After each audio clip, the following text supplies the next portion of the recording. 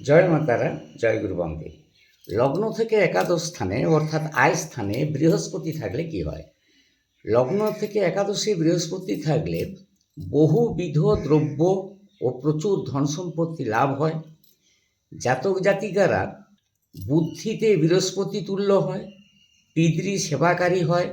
জাতক অর্থ উপার্জন করবেন, তবে পরোপকারে অর্থ ব্যয় হবে প্রচুর। গুণবতী যুক্ত পুত্রবধূ ও গুণবান জামাতা হয়। একাদশে বৃহস্পতি জাতক জাতিকার সৌভাগ্য, উন্নতি এবং সাফল্যের পথ খুলে দিতে পারে। রাশিচক্রে বৃহস্পতি প্রদক্ষিণ করতে সময় লাগে 12 বছর।